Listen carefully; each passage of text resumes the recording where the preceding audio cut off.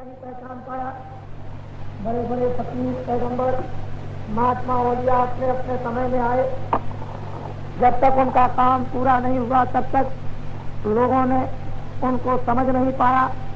मोहम्मद के वक्त में उमर नाम का एक कातिल जाहिल, जब लोगों ने कहा कि फिर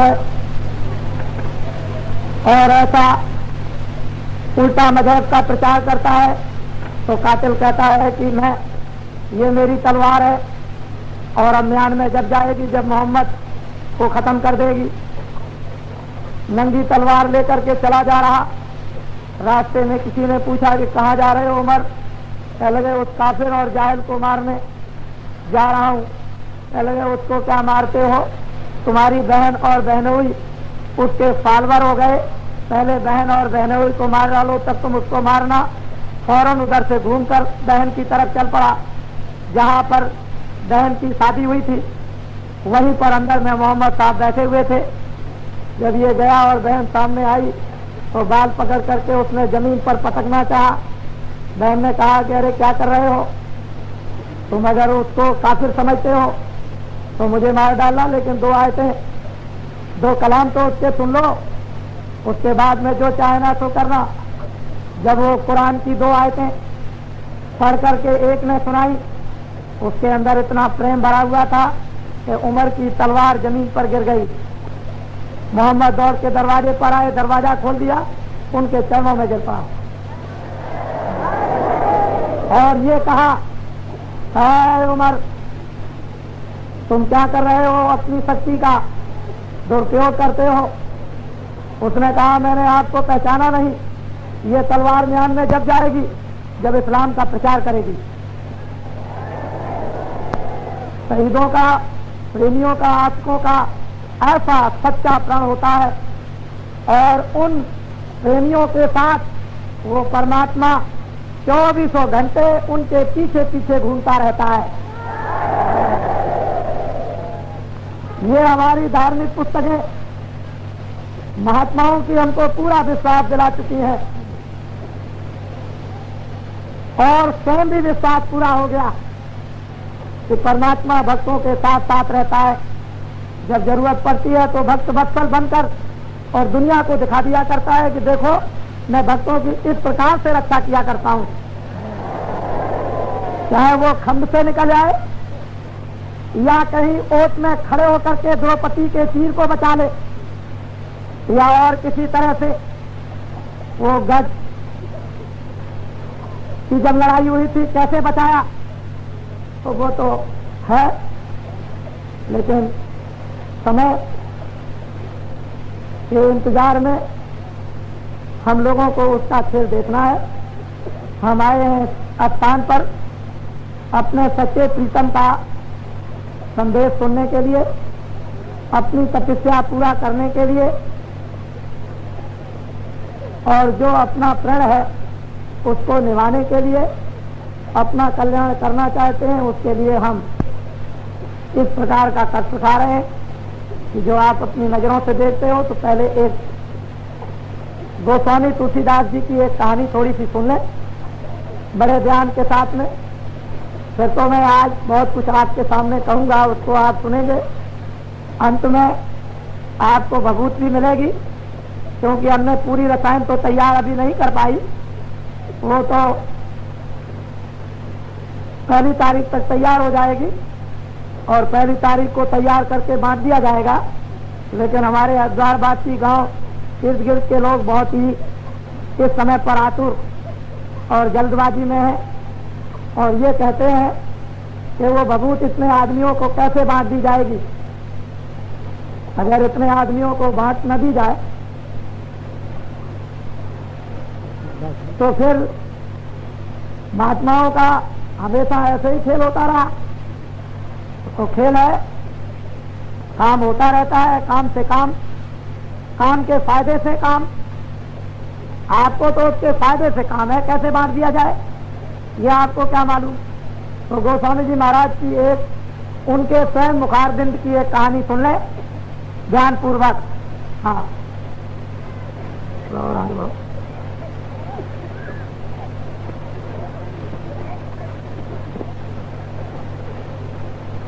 जग दो राजापुर जमुना के तीरा, जा स्वामी का भया शरीरा। गोस्वामी जी महाराज तुलसीदास जी, जिनका जन्म राजापुर किसी उत्तर प्रदेश में जिले बांदे में हुआ, वो ये कहते हैं कि मेरा जन्म राजापुर जमुना जी के किनारे एक गांव में हुआ। तो विद बुंदेल खंड वही देसा, चित्रकूट बीच 10 कोसा। कहते हैं कि उस देश को बुंदेलखंड नाम से विख्यात है। चित्रकूट से 10 कोस की दूरी पर राजापुर गांव जमुना जी के किनारे पर है, वहाँ हमारा जन्म हुआ। बोलो। भया जन्म सोई का बुझाई, बाल बुध सुध बुध दरसाई। गोस्वामी जी महाराज अपने मुखारबिंद से कह रहे हैं कि भाई मेरा जन्म कब हुआ। मेरी किस प्रकार की बाल बुद्धि थी, वो मैं जब अपने आप खुद कहूँगा तभी किसी की समझ में आएगा, मैं नहीं कहूँगा तो कुछ किसी की समझ में आ नहीं सकता। हाँ। क्रिया भारत भाव मन राता, विद विद रीत चित सन साथा। गोस्वामी जी महाराज कहते हैं कि बचपन में आज भी 5-5 बरस की बच्चियों की शादी आज भारतवर्ष में हो रही है। मैंने कई स्थानों पर मध्य प्रदेश में, उत्तर प्रदेश में देखा कि 5-5 साल के लड़के और लड़कियों की शादी आज भी हो रही है। उस समय पर मुसलमानी राज था, लोग अपनी लड़कियों को जल्दी से जल्दी 5, 6, 7 बरस के अंदर ही शादी कर दिया करते थे। गोस्वामी जी महाराज की शादी बचपन काल ही में हो गई, जबकि उनको इस बात का ज्ञान भी नहीं था कि गृहस्थ आश्रम किसका नाम और कैसे निभाया चलाया जाएगा, लेकिन बचपन में शादी हो गई। हाँ। ज्ञान रस रंग संग माता, ताले को ब्राह्मण मोरी जाता। एक उच्च परिवार में इनका जन्म हुआ था, संपन्न परिवार था, विद्वान परिवार था, माननीय परिवार था। बचपन में शादी हो गई, मन स्त्री की तरफ रमने लगा। ज्ञान से हीन थे कि मुझे कुछ भी ज्ञान मालूम नहीं था। मैं संसार के भौतिक मान मर्यादा जाति के चक्कर में था। कहते हैं मेरी जात कानपुर की थी, मैं ब्राह्मण था, मेरा जन्म राजापुर में हुआ था। हाँ। जगत भाव ऊंचा सब भागी, कुल आदि मान मान मद मादी। जगत भाव से अपना जो कुल था वो श्रेष्ठ था, सब लोग उसका पूजन करते थे, नमन करते थे, इज्जत करते थे। धन भी था, विद्या भी थी, ब्राह्मण जाति में जन्म, फिर कानकुब्ज सबसे ऊंचे ब्राह्मण बोले जाते थे। फिर मान मर्यादा उस समय पर थी ही, लोग ब्राह्मणों को अधिक मानते ही थे। इसी उलझन में गोस्वामी जी महाराज अपने जात पात में फंसे हुए अपने को वर्णन कर रहे कि मैं इस नशे में था। हाँ। मोटा माने कुछ जीव अचीना, ज्ञान माते मातरा मालीना। कहते मेरा मन मोटा था इसलिए कि मैं जाति में श्रेष्ठ था, कुटुंब कुल का सम्मान था, धन संपत्ति थी ही उस समय पर उनके पास में, तो मन तो मोटा स्वाभाविक होगा। किसी सेठ साहूकार घर में जन्म हो जाए तो बच्चे को तो ये अभिमान रहता ही है कि मैं सेठ हूँ, मैं एक बड़ा आदमी हूँ। ऐसे ही गोस्वामी जी महाराज कहते हैं मेरा मन मोटा और ज्ञान में तो बिल्कुल अचेत था। उस तरफ को तो मुझे होश ही नहीं था कि ज्ञान किसको कहते हैं। हाँ। एक विधि चित रहो समारे, मिले कोई संत फिरूते लारे।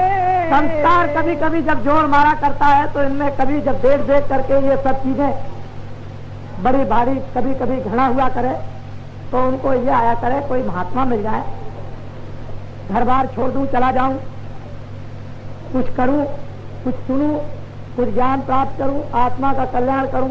ऐसा कभी कभी संस्कार जोर मारता था।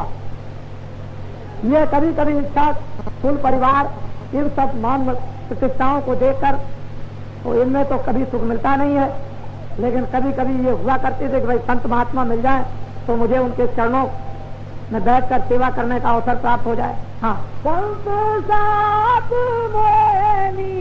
का भावे, ज्ञान या ज्ञान एक नहीं आवे। गोस्वामी जी महाराज कहते हैं अपने आप को कि मैं ज्ञान अज्ञान तो मैं कुछ जानता नहीं, लेकिन इतना भाव जरूर उठता है कि मैं साधुओं के पास बैठूं तो मुझे बहुत अच्छा लगेगा। ये उनके अंदर में एक भावना बड़ी तीव्र रफ्तार से चल रही थी। महात्माओं के दर्शनों की उत्कंठा होने लगी। अब उम्र उनकी क्या है, 10, 12, 13, 14 बरस की। धीरे धीरे धीरे धीरे कुछ कुछ संसार का होश आने ही लगता है। हर चीजें देखने से कुछ न कुछ अनुमान होने ही लगता। संस्कार जागते ही चलते हैं। भाव उनका बढ़ता चला गया। बोलो अब आगे का सुनो विधाना, ताकि विधि का परिणाम।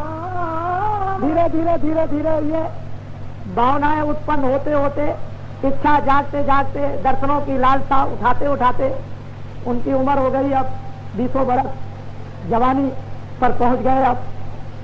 अब तो जब जवानी लगती है तो जवानी के जोश में जो चाहे सो कर लीजिए, चाहे कबीर हो या नानक हो, राम हो या कृष्ण हो, रैदास हो या मीरा हो, किसी ने भी कुछ किया उन्होंने जवानी के जोश में किया।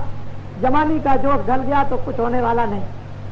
चाहे वो दुनिया की दौलत कमाना हो, दुनिया का राजपाट करना हो, गृहस्थ आश्रम को चलाना हो, कोई भी किसी तरह का काम काज हो, जवानी के जोश में होता है। जवानी का जोश निकल गया तो बुढ़ापे में कुछ नहीं होता है। अब आई जवानी, इच्छा अब निशाने पर आ गई, लगन लग गई, कोई साधु महात्मा मिल जाए। अब वो अपने आप को कह रहे हैं कि मेरे साथ क्या हुआ। संबत 16 से था 14, साधिक भयो आगम का 14। संबत 16 से 14 में 1589 में इनका जन्म हुआ था और संवत 16 से 14 में इनको गुरु महाराज जिन्होंने परमात्मा की प्राप्ति कर ली थी वो इनको मिले और बैठाल कर उनको अगम का सौदा दिया, सामान दिया, जुक्ति दी, ढेर दिया, मंत्र दिया, रास्ता दिया।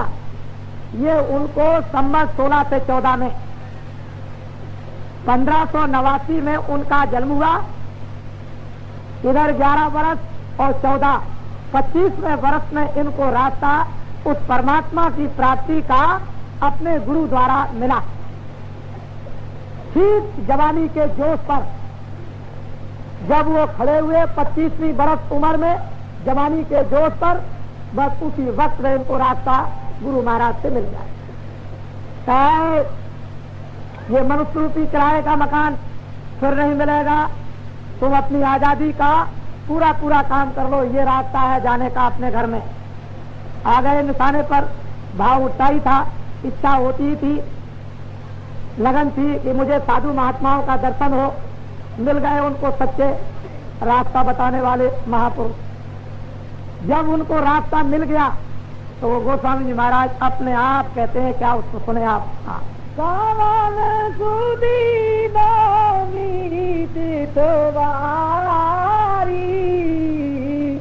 आधी रात बाई गात न्यारी। सामन सुधी नौमी तिथि मुझे जब गुरु महाराज ने बताया तो मैं रात को अपने कमरे में बैठकर साधना करने लगा, भजन और ध्यान करने लगा। और रात में एक बार जी हमारे कपाट दिव्य नेत्र ज्ञान चक्षु खुल गया और मैं ये सब रहस्य लीला और तमाशा उस नेत्र के द्वारा देखने लगा। अब वो लीला और तमाशा जो अर्ध रात में जो वो देखने लगे, तो देखते देखते देखते देखते कौन सकता है उसको और कौन उधर से आंख हटाएगा, क्योंकि वो तो अद्भुत लीला है। यह रहस्य रघुनाथ कर देख न जाने कोई, जो जाने तो रघुपत कृपा सबसे मोह न हो। ऐसा गुरु महाराज ने उनको जब भेद बताया तो करते करते साउन का महीना तिथि नौ अर्ध रात गत वही न्यारी, एकदम दोनों आंखों को के बीच में जीवात्मा ने इस स्थान को छोड़ दिया और चली जा रही ऊपर की तरफ, देखती जा रही। हाँ, बिजली चमक भाई उजियारी, कड़का घोर शोर आत्मारी। गौतम जी महाराज कहते हैं कि जिस समय पर अर्धरात्रि के वक्त में 9 दरवाजों से और ऊपर 10वें दरवाजे की तरफ में जब मेरी जीवात्मा ऊपर को चढ़ी तो क्या देखता हूं कि बिजली चमाचम चमक रही और इतना जोर का शोर घनघोर हो रहा कि अगर वो सुनने को साधकों को मिल जाता है तो ऐसा मालूम होता है जैसे मस्तक फट गया।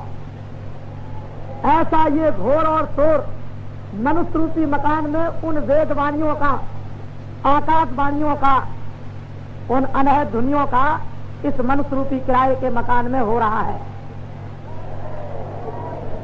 किसका मन नहीं चाहेगा उस चमक को देखने के लिए? कौन घोर और शोर को पसंद नहीं करेगा? उसका मन क्यों नहीं उस आवाज और शोर में हर जाएगा? वो अपनी व्यथा अपने जीवन की पैदाइश से लेकर के और जब उनको साधना का रास्ता मिला गुरु द्वारा वो बता रहे हैं कि मुझे हुआ क्या। बहुत से लोग कहा करते हैं कि गोस्वामी तुलसीदास जी महाराज कभी थे, वो कभी नहीं थे। वो तो जीवात्मा उनकी जाग गई, उन्होंने उस प्रीतम को प्राप्त कर लिया।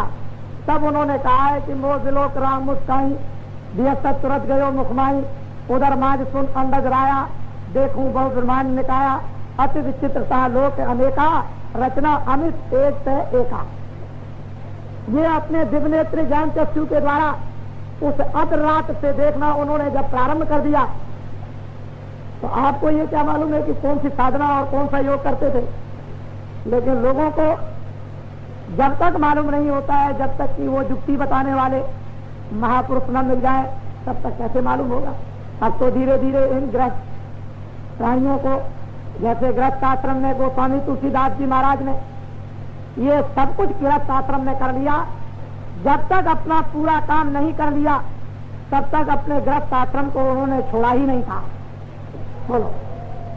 मन में बहुविध भरम समाया, ये आज भूत कहाँ से आया। जब दिव्य नेत्र ज्ञान चक्षु के द्वारा अद्भुत दृश्य दिखाई देने लगे तो मन में भ्रम तो हो ही जाएगा। पहले तो उन्होंने ऐसा कभी सुना नहीं था, लेकिन गुरु महाराज ने तो उनको जुक्ति बताई और कहा कि बेटा ले, ये सही सच्चा रास्ता है, जिधर से आए उधर ही चलो, अपने घर में पहुंच चलो। उनको बड़ा आश्चर्य हुआ, कौतुक देखा। क्यों नहीं उनको आश्चर्य होगा? ये तो गुरु की अद्भुत कृपा उन पर हो गई, दिखाई देने लगा। बात अपनी आप स्वयं अपने मुख से वो वर्णन करने लगे। बोलो। रात बीत गई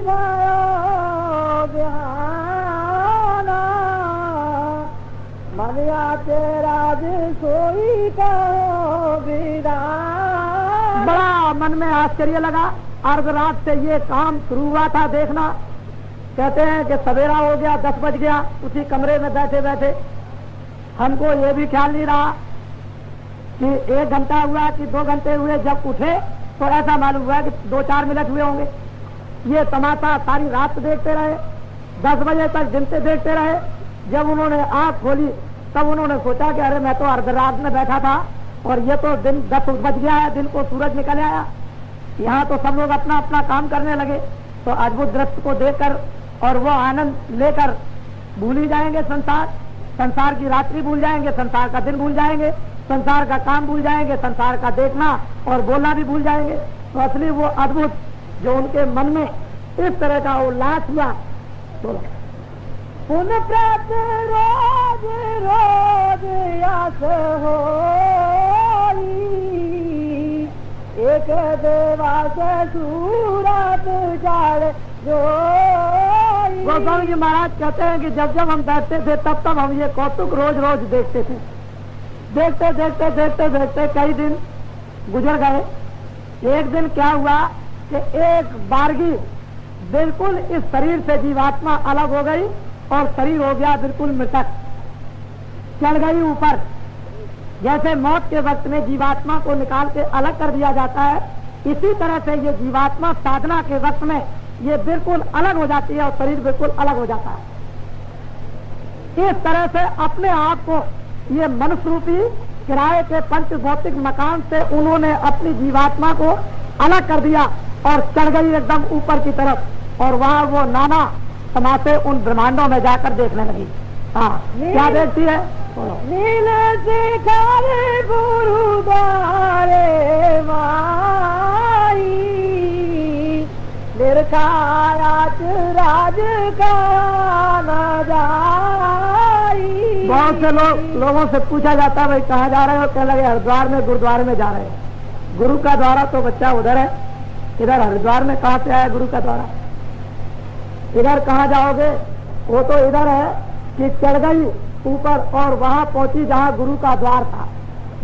वहां गुरु के द्वार पर बैठकर उसने जो जो अद्भुत तमाशे देखना प्रारंभ किया वो जबान से अर्वचनीय कहे नहीं जाते हैं। जो जो साधक नर नारी साधना करते हैं और ये तमाशों को जब देखते हैं वो कहने लायक। इनको अगर तमाशा देखने को लोगों को, इन ग्रस्तों को न मिला होता अपने अंदर में, ये हरिद्वार में जमीन में आकर के पड़ते। ये बहुत बड़ी चीज पा रहे हैं। ये दिल्ली की गद्दी पर खाक मार दे, ये उसको कुछ नहीं समझते हैं। ये ऐसे लोग हैं, इनसे कहा जाए तुम दिल्ली की गद्दी पर बैठ जाओ तो मिट्टी फटेगी उस पर। आपने देखा होगा कि रैदास जी जूता गांठते थे। लोगों ने कहा अरे बड़े भाई भक्त हैं और जूता गांठते हैं, भक्त को ये शोभा नहीं देता है। तो लक्ष्मी और विष्णु में बड़ी वार्तालाप हुई। लक्ष्मी ने कहा कि अरे भगवान, भक्तों पर इतना कष्ट कि जूता गांठ करके रोजी अपनी पूरी करते हैं, पेड़ पालन, और आप उनकी देखभाल भी नहीं करते हैं। अरे कह लगे लक्ष्मी, मैं ऐसे ऐसे लोगों को भेजता हूँ, मैं खुद जाता हूँ उनके दरवाजे पर, लो भाई जूता गांठ दो हमारा, और ये लो सोने का टुकड़ा, अब आज से गांठना नहीं, ये सोने का टुकड़ा लो बाजार में बेच देना और खूब पैसे में घर पे आराम से खाना। तो वो क्या कहते हैं कि सोने के टुकड़े को छप्पर में रख दो। छप्पर में रख दिया। फिर आए और उनका अच्छा जूता गांठ दीजिए। कह लगे भाई वो हम सोने का टुकड़ा दे गए तो जहाँ रखा है वहां से ले जाओ। देखिए आप, तो लक्ष्मी ने ये कहा कि मुझे इजाजत दीजिए। देखे कैसे नहीं वो लेते हैं। कह लगे जाओ, मैंने तुमको अधिकार दिया, जैसे चाहो वैसे दे दो। लक्ष्मी तमाम सुसज्जित सुंदर रूप बना करके असरतियों को भर कर चली। उनके दरवाजे पर जब पहुंची तो असरतियों को उसने ऐसे फेंक दिया तो चम चम चम चम चम चम असरतियां करने लगी। दास जी ने सोचा कि मेरी देवी ने ये असरतियां अपने जीवन में कभी भी चमकती हुई नहीं देखी, वो उसे देखते ही लालच आ जाएगी, तो उसको इकट्ठा करके मट्टी से उसको ढकने लगे। उधर से आ गई उनकी देवी जी। कह लगे आप क्या करते हैं? कह लगे कुछ नहीं करते हैं। नहीं, कुछ तो जरूर करते हैं। उसने देखा और देवी ने क्या कहा? कह लगे अरे कहते हैं आप कि मैं कुछ नहीं करता हूँ, इस मट्टी को मट्टी से ढकते हैं। अरे देवी, मैं तो ये जानता था कि तू इन असरतियों को देख लेगी तो तुझे लोभ और लालच आ जाएगा, तू मुझसे भी 4 कदम आगे निकली। तो यहाँ तो भक्त ऐसे होते हैं कि जूता गांठने में लगे रहे, मस्त रहते हैं, उनको कुछ नहीं। लेकिन ये महापुरुषों ने क्या दिया और क्या भक्तों प्रेमियों ने लिया, वो अपनी कहानी अपने आप गोस्वामी जी महाराज कहते हैं कि मेरी सूरत चढ़ गई और वहां जाकर के क्या देखती है जो कहा नहीं जाता, लिखने में नहीं आता। दुनिया कुछ और सोचती है और कुछ पढ़ती लिखती है, लेकिन है वास्तव में कुछ और था। कहा लगे का विधि विद डंडा, उनका बोले राज पारा ब्रह्मंडा। अब गोस्वामी जी महाराज कहते हैं कि जब गुरुद्वारे पर मैं जाकर के वहां बैठा और दर्शन किया तो मैंने वहां पर ब्रह्मांड खूब अच्छी तरह से खोल के देखा। एक एक ब्रह्मांड में अपने अपने लोक में अनेकों राम और अनेकों कृष्ण राज कर रहे हैं। अपने अपने लोक में देवी और देवता, ये मैंने वहां अपनी आंख से उस ब्रह्मांड में देखा। आपने क्या देखा? ये दुनिया देखी जिसके लिए दीवाने और पागल हो रहे हो। और क्या देखा? बहुत ज्यादा देखा तो शराबों की बोतलें देखी। और क्या देखा? गाय बकरी के चिथड़ों को देखा, झूठ और छल कपट को देखा, बेईमानी को देखा। और देखा ही क्या? इन महापुरुषों ने क्या पाया? जो पाया वो आपको सुना रहे हैं, जिसने दिया वो भी सुना रहे, जो देंगे वो भी सुनाएंगे, जिनको मिलेगा वो भी सुनाएंगे। हाँ, गंगा जमुना और त्रिवेणी, कमल माई सतगुरु की कहते गोस्वामी जी महाराज की उनके चरण कमलों में मैंने वहां पर जो गंगा और जमुना का पाठ त्रिवेणी संगम का देखा तो इतना बड़ा पाठ चढ़ा है कि ये सूरज इधर डूबकर और सूरज फिर निकलकर वहां न तो किसान है, न क्लर्क है, न अफसर है, न अधिकारी, न पुलिस के सिपाही, न कर्मचारी, न किसान, न सेठ, न साहूकार। इन सबके जिम्मेदार नहीं, इन सबके जिम्मेदार केवल एकमात्र है। कौन है? एमएलए और एमपी, जिन्होंने ये कहा था कि मैं तुम्हारा प्रतिनिधि हूँ और मैं तुम्हारा पिता हूँ और मैं तुम्हारा बाप हूँ। मैं तुम्हारी रक्षा करूंगा, मैं तुम्हारी देखभाल करूंगा, मैं तुम्हारा न्याय करूंगा, मैं तुम्हारा वितरण करूंगा, मैं शक्ति लाऊंगा, मैं समृद्धि लाऊंगा, मैं शांति लाऊंगा, मैं चैन अमन लाऊंगा, मैं तमाम तरह के विवाद खत्म करूंगा। ये सब जिम्मेदार एमएलए और एमपी। और एमएलए एमपीओ ने यदि देश में शराब पी और पिलाई, तारी पी और पिलाई, गांजा पिया और पिलाया, मांस खाए खिलाए, तारी खिलाई और अंडे खिलाए, मछलियां खिलाई, आंदोलन कराया, हड़ताल कराया, तोड़ फोड़ कराया, गिराव कराया और कराई, साथ ही साथ रिश्वत और अन्याय भी कराए, रिश्वतें भी दी, तमाम नसबंदी कराई, गाय बकरी और मुर्गी को कटवाया और काटा। इस तरह के काम एमएलए और एमपीओ ने किए। महंगाई भी एमएलए एमपीओ ने बढ़ाई, टैक्स भी एमएलए एमपीओ ने लगाए और तमाम तरह के छल और कपट एमएलए एमपीओ ने किए और वादे खिलाफी एमएलए एमपीओ ने की और अनुशासन भारतीय संविधान का उल्लंघन एमएलए एमपीओ ने किया। ये सब जिम्मेदारी एमएलए और एमपीओ पर है, अधिकारियों पर नहीं, क्लर्कों पर नहीं, किसानों पर नहीं, सेठ साहूकारों पर नहीं। वो घर के पिता पर सारी जिम्मेदारी। आप पिता थे, चाहे 500 पिता थे, चाहे 1000 पिता थे, चाहे 5000 पिता थे, चाहे प्रांतों के पिता थे, चाहे समूचे देश के पिता थे, लेकिन तुमने पिता का एक दायित्व और एक स्थान ग्रहण किया था और ये कहा था ये लोकतंत्र है और ये भारत की ये प्रजा, ये लोकतंत्र जनता है, मैं उसका रक्षक हूँ। तो आप रक्षक न होकर इस भारत की प्रजातंत्र जनता यानी इन बच्चों के भक्षक हो गए। जिस तरह से सांप अपने बच्चों को यानी अंडों को खा जाता है, इसी तरह से हम सब लोगों को यानी पिता बन करके खा लिया और सबके सब इस देश के अंदर ये तुम्हारे बच्चे सबके सब त्राय त्राय होकर के समय पर हो रहे। तो ये जिम्मेदारी एमएलए और परिवार का मत करो, मत आप शराबकारियों को पियो, मत मांस मछलियों अंडों को खाओ और मत अन्याय करो और मत झूठे मुकदमे चलाओ और मत रिश्वतों को लो। अगर तुम थोड़ा सा इन कामों से हटकर अलग हो जाओ तो ये रात और सीधी सड़क तुम सच्ची नगरी में पहुंचने की दिखाई देगी। बड़े ध्यान से आप और मंत्र मत बोलो। अगर तुम थोड़ा सा इन कामों से हटकर अलग हो जाओ तो ये सब रास्ता तुम्हारे सामने समझ में आ जाएगा और सीधी सड़क तुम सच्ची नगरी में पहुंचने की दिखाई देगी। बड़े ध्यान से आप बाबा जी की बात को सबको ऐसे धार्मिक थे और अब भी धार्मिक है, अंत में भी धार्मिक रहेंगे, लेकिन नानक जी को भी कुछ करना पड़ा, गुरु गोविंद को भी कुछ करना पड़ा, तो कुछ है या शिवा जी को भी करना पड़ा। जरूरत पड़ने पर वो स्वामी तुलसीदास को भी कुछ करना पड़ा और जरूरत पड़ने पर पीर को और महावीर को भी कुछ करना पड़ा और कौन सी आए तो कुछ करना पड़ा और राम और कृष्ण भी आए तो कुछ करना पड़ा। तो कुछ करना जरूर पड़ेगा, होगा जरूर।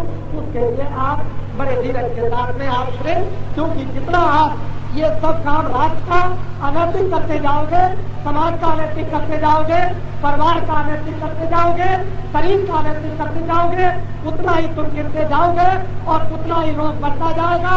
और इस रोग की दवा न सोने में, न चांदी में, न हीरे, न जवाहरात में, न मकानों में, कहीं भी आपको इस रोग की दवा नहीं मिलेगी। इस रोग की दवा जो देश में बढ़ गया, इस रोग की दवा उन फकीरों के पास, उन महात्माओं के पास आपको मिलेगी और कहीं भी नहीं मिलेगी। बाबा जी फिर आपको ये संकेत करते हैं कि दवा देने वाली विभूतियां भारत में पैदा हो गई और हमारे जैसे किराए के मकान में उनके समझाने के लिए, उनको बताने के लिए, उनका संदेशा देने के लिए भी भारत में लोग आए। बड़े ध्यान से सुने आप इन बातों को अच्छी तरह। एक बात बीच में और सुने, किसान छोटे बड़े मजदूर ये समझते हैं तुमको नहीं मालूम है कि इस तरह से लंबी लंबी करके इस तरह से इधर से नाक पकड़ी और किसी ने सीधी नाक पकड़ ली, किसी ने हाथ डालकर इधर से नाक पकड़ ली। नाक पकड़ने का है लेकिन तुम्हारी समझ में नहीं आया कि सीधी नाक पकड़ी, इधर से नाक पकड़ी।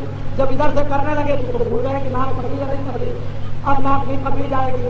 तो मजदूर और किसान ये समझते हैं जब तो मतलब नाक नहीं पकड़ी जाएगी, लेकिन तुम्हारी नाक अच्छी तरह से चाहे इधर से पकड़ी जाए चाहे इधर से। देश के अंदर सबसे बड़ा जिम्मेदार, सबसे बड़ा मेहनती और सबसे बड़ा दायित्व रखने वाला किसान और मजदूर है।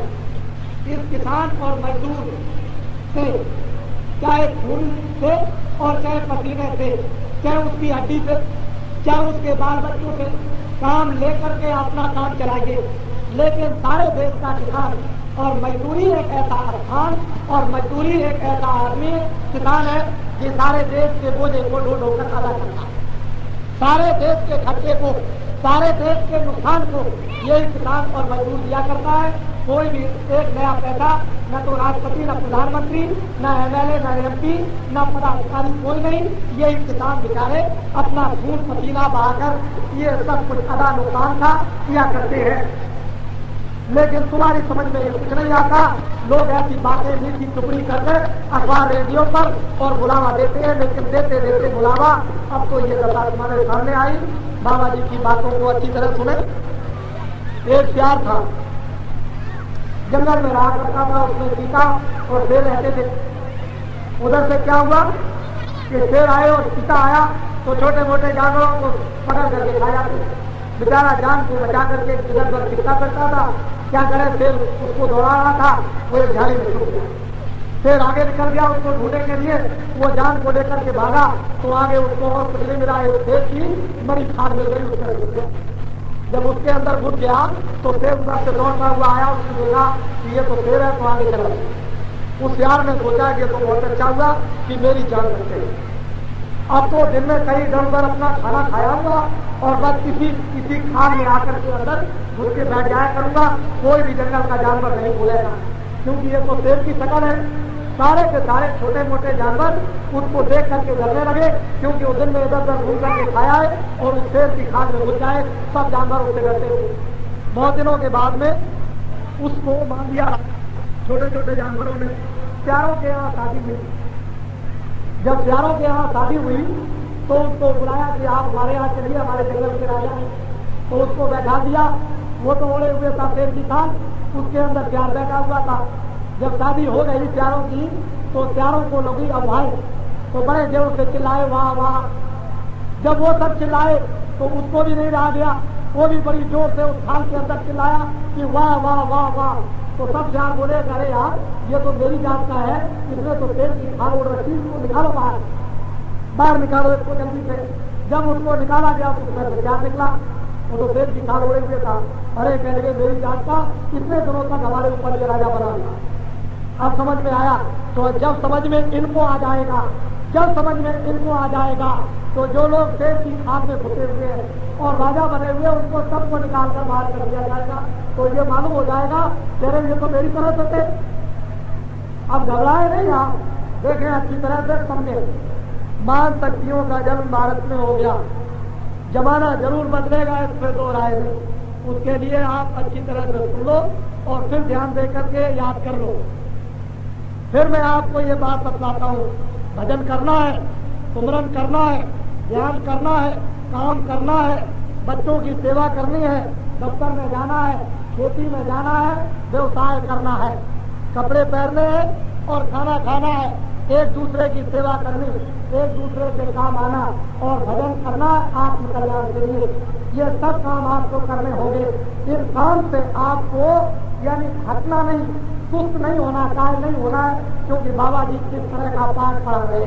तब तो इतना बड़ा जन समूह आपने देखा नारियों की तरफ, किसके यहाँ ये संदेश सुनने के लिए नारियां जाती, इनको कुछ राहत न मिलती होती, कोई रास्ता न मिला हुआ होता, कोई विश्वास न आया हुआ होता, कोई फायदा इनको न पहुंचा हुआ होता, तो इस मैदान में क्यों आते?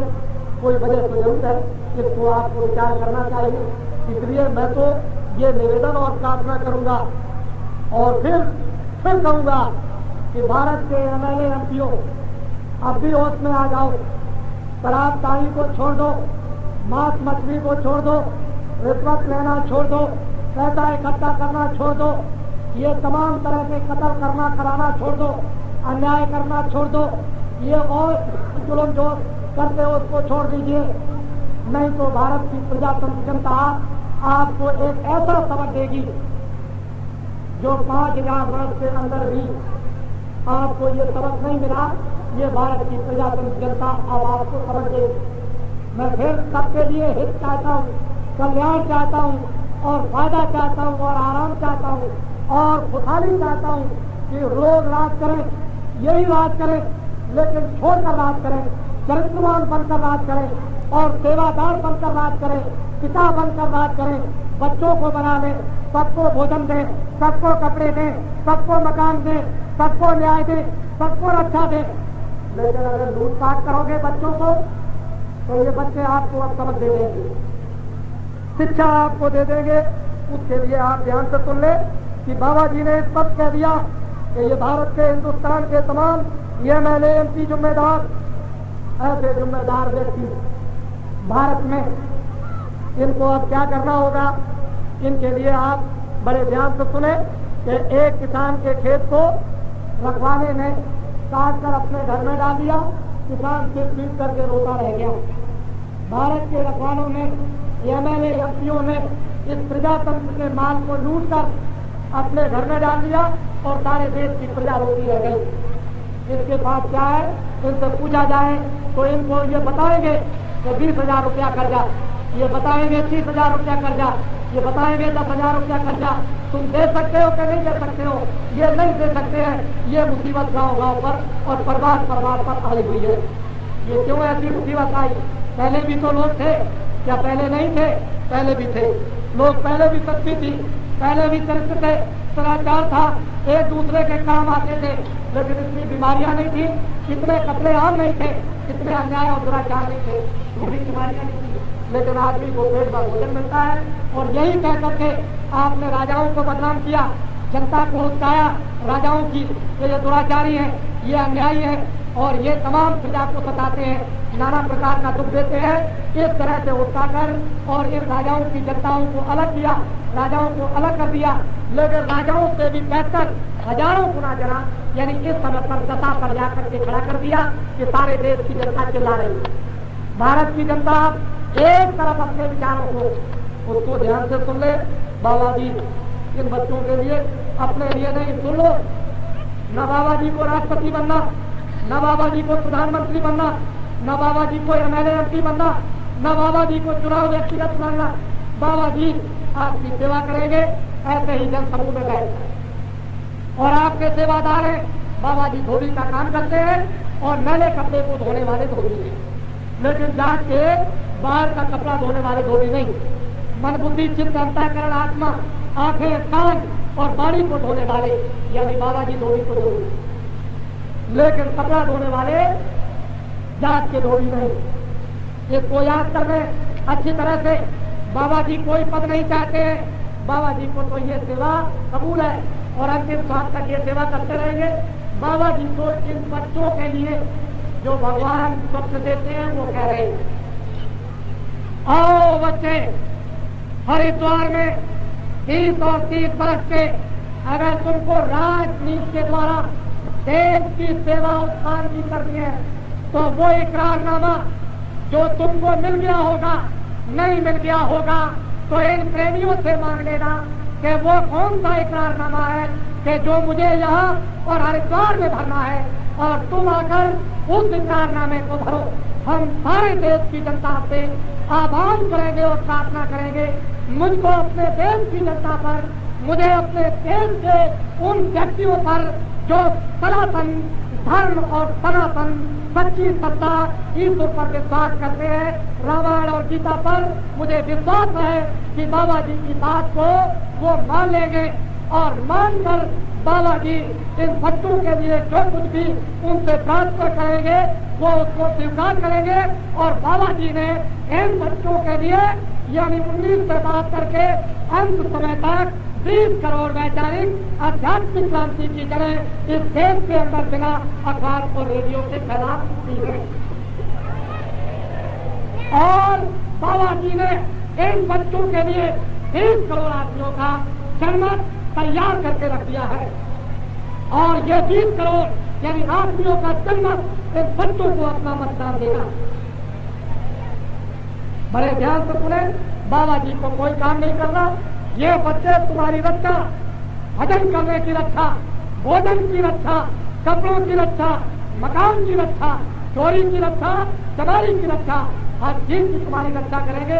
ये इनके ऊपर दायित्व आएगा और ये उस दायित्व को संभालेंगे, ये उसको पूरा निभा देंगे और जो वो कहेंगे वो करके आपको दिखा देंगे। मुझे उन आए हुए बच्चों पर, उन आई हुई आत्माओं पर जिनको परमात्मा ने भारत भूमि पर इन माताओं के गर्भ से निकाल कर बाहर भेज दिया, उन पर मुझे पूरा विश्वास है कि 2 बरस के अंदर ये बच्चे वो काम करके दिखाएंगे जो एमएलए और एमपीओ ने 25 वर्षों के अंदर वो काम करके नहीं दिखाया। केवल सुभाष और गांधी महात्मा का नाम उस 2 बरस के काम से याद रह जाएगा और बाकी सारे लीडरों के नामों को ये बच्चे अपने काम से वो नाम उनका भुला देंगे। आप इसको सुने कि बाबा जी क्या कह रहे हैं। ये अधिकारी काम करना चाहते हैं, ये चाहते हैं कि देश की जनता रो रही, लेकिन ये काम करना चाहते हैं। ये समझ रहे हैं कि मैं सेवादार हूं, मैं इससे अपना पालन पोषण बच्चों का करता हूं, लेकिन एमएलए एमपी न कलेक्टर को काम करने देते हैं, न एसपी को काम करने देते हैं, न क्लर्कों को काम करने देते हैं, न अध्यापकों को काम करने देते हैं। ये किसी को नहीं काम करने देते। कोई एक बच्चा कलेक्टर बनकर, कोई एक बच्चा पदाचारी एसपी बनकर या कोई एक बच्चा जज बनकर आ जाए और ईमानदारी से काम करे तो उसका 1 साल के अंदर में 4 वर्ष में काम करेंगे। ऐसा काम पर करेंगे कि हर वक्त बेचारा बोरी बिस्तर बांधकर वो घूमता रहेगा, उसके बच्चे बताया जा सके वहां क्या हो रहा। वो बातें यदि आपको सुनाई जाए तो आप भी चकाचौंध हो जाओगे और कहोगे कि या तो बाबा जी पागल हो गए या मैं खुद पागल हो गया। बाबा जी पागल नहीं, पागल तो आप हो, क्योंकि पागल खाने में पागली चिल्लाया करते हैं। बाबा जी तो पागलपन को खत्म करते हैं। इसलिए वो क्या उस तरफ में हो रहा, मैंने उस रोज कहा था कि ऐसा तुम्हारे पास में राकेश है कि जिसमें एक नया पैसा भी नहीं लगे किसी मशीन आदि के बनाने में, और उस पर तुम सवार हो जाओ और करोड़ों मील 1 सेकंड में चले जाओ और उसी सेकंड में करोड़ों मील से लौट आओ। ऐसा रॉकेट तुम्हारे मनुष्य रूपी मकान में पहले ही से उस परमपिता परमात्मा ने बिल्कुल रेडी और तैयार करके रखा है, केवल हमको उस पर सवार होने की देर है। और जब इनके गुरु ने उस पर सवार कर दिया तो गोस्वामी जी महाराज अपने आप कहने लगे तो देखो मैंने क्या पाया, अपनी आंखों से क्या देखा, उसका सब उच्चारण करने लगे। मीरा ने भी यही उच्चारण किया कि जब जब सूरत लगे बा घर को, पल पल नैनन पानी, ज्यों ही तीर तीर संचालत कतक कतक कतकानी, रात दिवस मोई नींद न आवे भावे अन्न न पानी, ऐसी पीर गिरह तन भीतर जागत रहन ज्ञानी। इतना दर्द उठा हुआ है कि न सोना अच्छा, न खाना अच्छा, न बोलना अच्छा, न देखना अच्छा, ऐसा दर्द हो रहा जैसे चारों तरफ से भाले चुप गए। और वो इच्छा करती है तब दर्शन होगा प्रीतम का, अंत में न मिल जाए पाए पिए अपना, तब मेरी पीर बुझानी। मीरा खाक ये रात इस खलक पर डाल दी, तब प्रीतम मिल गया। तुमने तो एक आंसू भी नहीं बहाए, रात को सुबह भी नहीं जगे, उधर से चलने लगोगे तो कहने लगोगे वहां तो बड़ी ठंडी है, कैसे जाऊंगा वहां। जिन लोगों ने ठंडी को ठंडी नहीं समझा, भोजन को भोजन नहीं समझा, भूख प्यास को भूख प्यास नहीं, नींद को नींद खत्म हो गई, रात और दिन तड़पते हैं, वो प्रीतम का दर्शन निश्चित पाते हैं। क्यों नहीं मिलेगा उनको? ये लोग इसी प्रकार से बन गए। ऐसे ही इनको महात्मा महापुरुष महान आत्माएं मिल गए, सच्चे भेद को पकड़ा दिया, निशाने पर तोल दिया, बैठा दिया, चले चलो अपने घर में। जब उनको मिलने लगा अपने आप कहने लगे बोलो पदम प्रियाग यादन पूर्वा सतगुरु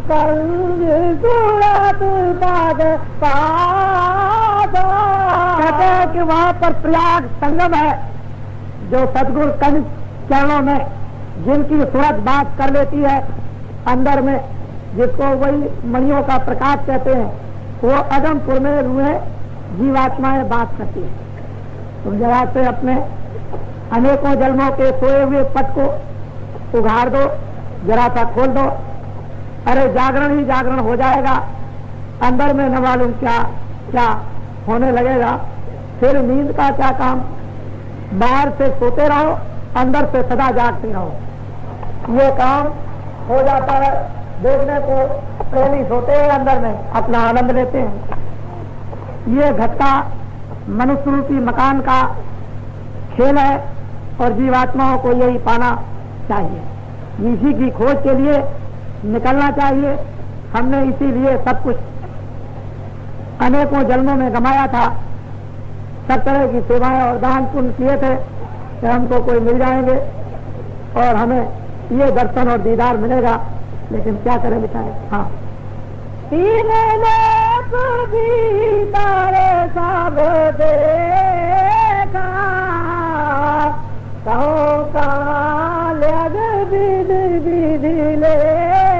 गोस्वामी जी महाराज कहते हैं कि मैंने अपने दिव्य नेत्र ज्ञान चक्षु के द्वारा तीनों लोकों का पूर्ण रूप से उन सबको देखा।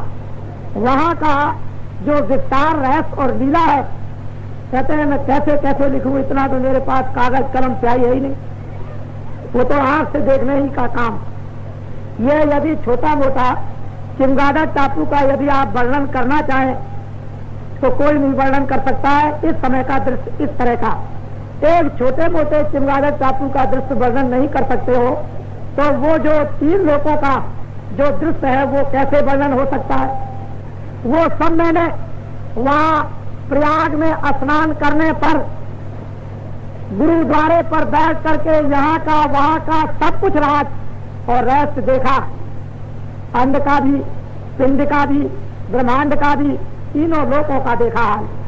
इन्हीं को कहते हैं त्रिकालदर्शी, जो भूत भविष्य और वर्तमान का देखते हैं, उनका नाम है त्रिकालदर्शी। ये हमने अपनी आंखों से देखा। अरे भाई, इनका भी नाम तुलसीदास जी महाराज था, तो न मालूम माता पिता को क्या तनक हो गई कि उन्होंने इस किराए का मकान भी तुलसीदास रख दिया। तो थोड़ा बहुत तो कुछ नाम का असर होना भी चाहिए। राम तो रख दिया नाम, लेकिन काम निशाचर का हो, तो अब इसके लिए क्या किया जाए। नाम पर भी लज्जा आनी चाहिए। नाम तो कृष्ण है, काम क्या होता है वो तो आप जानते हो। नाम का गुण भी होना चाहिए, नाम की लज्जा भी होनी चाहिए, नाम का असर भी होना चाहिए, और वो नाम अगर कुछ रख दिया गया तो कुछ नहीं। इसलिए नर नारियों, ये अपने जीवन का उन महापुरुषों का अनुभव है जो तुम्हारे लिए हीरे जवाहरात रतन रख करके गए हैं। ये अभी धार्मिक पुस्तकें ना होती तो भारत में इनके होते हुए धर्म उठ गया, और ये ना रहती तो धर्म का यह नाम और निशान भी ना होता। ये तो इन्हीं पुस्तकों की वजह से धर्म का नाम और निशान अभी है, और इसी आधार से वो शक्तियां प्रमाण देकर आपको परिपक्व कर देती हैं। लेकिन वो ना होती तो बड़ा मुश्किल हो जाता। इसलिए आप बड़े ध्यान पूर्वक सुने, ये संदेश सुनाया जा रहा। जो बातें मैं आपको गोस्वामी जी महाराज की सुना रहा हूँ, उन्होंने भी कुछ देखा तो हमने भी कुछ देखा है। बिना देखा हुआ कुछ नहीं सुना रहे। ये तो केवल एक प्रमाण के लिए, और तुम भी कुछ ना कुछ देख रहे हो। जो ब्रह्मांड भरा जग माही, तो देखा सब गत में जाई। गोस्वामी जी महाराज कहते हैं कि जो ब्रह्मांड में, वो मैंने मनुष्य रूपी किराए के मकान पर दोनों आंखों के बीच हिस्से से देखा। वो सब यहीं से बैठकर मैंने उसको साफ यानी बिल्कुल दिखाई देता है। जब वो दिव्य नेत्र ज्ञान चक्षु खुल जाता है, पीछे क्या है, आगे क्या है, ऊपर क्या है, नीचे क्या है, सब कुछ नजर आता है। कहते हैं मनुष्य रूपी किराए के मकान पर दोनों आंखों के बीचों बीच में उस जीवात्मा दृष्टि द्वारा मैंने सब कुछ देखा। हाँ, नित नित सूरत संग खेला, दिखाया गम निगम यश सेला। गोस्वामी जी महाराज कहते हैं मैंने ईश्वर का भी दर्शन किया, मैंने ब्रह्म का भी दर्शन किया, मैंने पार ब्रह्म का भी दर्शन किया, अगम और निगम मैंने ये सब अपनी आंखों से देखा। इसके बाद कहते हैं क्या और देखा, बोलो। कस कस कायागन विदना, एक दिवस चढ़ आगम ठिकाना। कहते हैं कि ये रोज देखते देखते, लीला देखते देखते एक दिन क्या हुआ कि मेरी सोच जो है वो सतलोक में चढ़ गई, सचखंड में पहुंच गई। जो ग्रंथ साहब में सचखंड लिखा हुआ और संतों की पुस्तकों में सतलोक लिखा हुआ, वहां जाकर के उन्होंने उस सतपुरुष का दर्शन और दीदार किया। हाँ, वहां की जल चोद कुछ बारी, अंड खंड ब्रह्मांड से जारी। कहते वो तो ना अंड है, ना वो पिंड है, ना वो ब्रह्मांड है, और ना वो पार ब्रह्मांड, और उसके परे ये सब खेल हो रहा। ऐसा अगम अगोचर प्रीतम के देश का ये अद्भुत खेल जो गोस्वामी जी महाराज ने अपनी 25 वर्ष की अवस्था में देखा। ये सारा का सारा रहस्य एक वर्ष के अंदर में पूरा काम कर रहे हैं। वो जवानी के जोश को उन्होंने एक क्षण भी व्यर्थ में नहीं जाने दिया, और आज से लेकर अंत तक और अंत से लेकर आज तक इसी मनुष्य रूपी मकान में संपूर्ण ज्ञान को उन्होंने प्राप्त कर लिया। लेकिन अब क्या किया जाए, लोगों में चाहना नहीं, लोगों को रास्ता नहीं। अपने गुरुओं की तो मैं अपना बात करता हूँ कि आपको भी कोई मिल जाए रास्ता दिखाने वाला, तो आप भी उसको प्राप्त कर सकते हो। गोस्वामी जी महाराज ने काशी में बैठकर तकीमिया मुसलमान को पहुंचाया, बड़े बड़े विद्वान पंडित काशी में माना, मेनू श्यामा उनको पहुंचाया।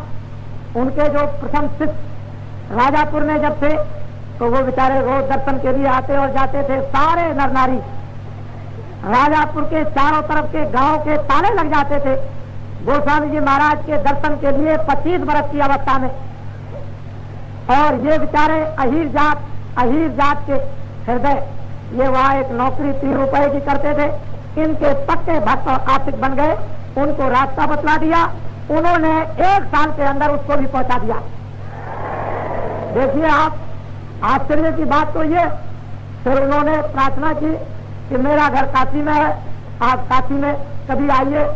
प्रार्थना पर राजापुर से छोड़ के काशी चले गए और शेष अपनी अवस्था इसी यानी परमार्थ में लोगों के समझाने और बुझाने में उन्होंने काशी में बिता दी। और संवत 16 से 80 में उन्होंने अपना शरीर त्याग दिया।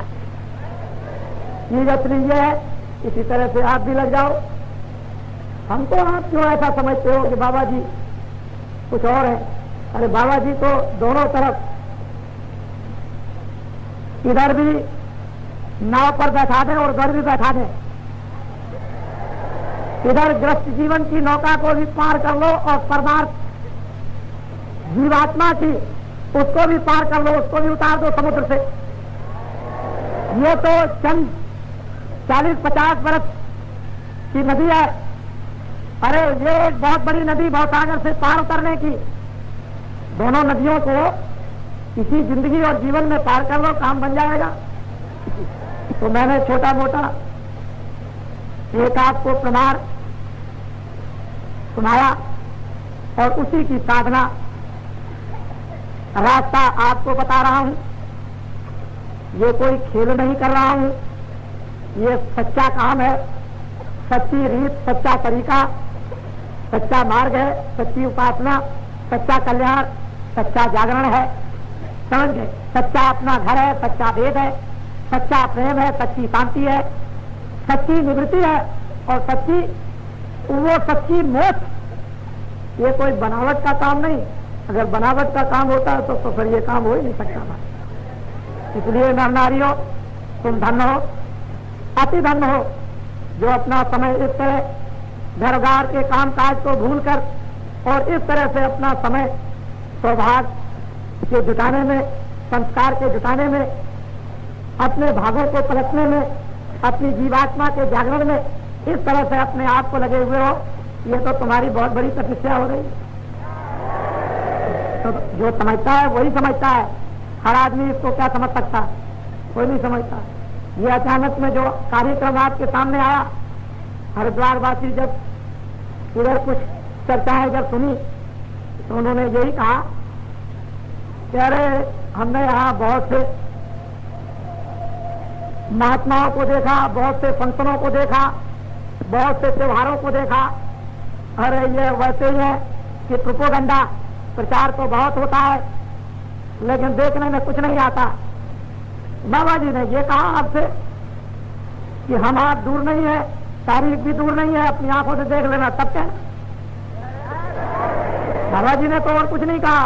बाबा जी तो यही कहते रहे कि भाई बाबा जी तो 24 तारीख को आएंगे, हम तो उनके सेवक हैं। सचमुच है, हम उनके सेवक हैं। जब भी काम कर रहे थे अब भी काम करते हैं, इसमें तो कोई संदेह वाली बात है नहीं। तो चीज असली ये है कि जो आपको दिया है ये, इसको हिफाजत से बहुत ही सुरक्षा के साथ इस सामान को रखो, इस धन को रखो और बार बार अपनी अंती में निकाल करके उसको बराबर देखते रहो कि गिर तो नहीं गया। जैसे कंगाल अपने पैसे को अंती से निकाल के बार बार देखता है कि मेरा पैसा गिर तो नहीं गया, उसी तरह से ये जो भेद तुमको मिला उसको बराबर निकाल निकाल करके उसको देखते रहो कि गिर तो नहीं गया, विसर्जन तो नहीं हो गया, कहीं खो मत डालना। तो नरनारियों, ये तो मैंने आपको सुनाया तब तक।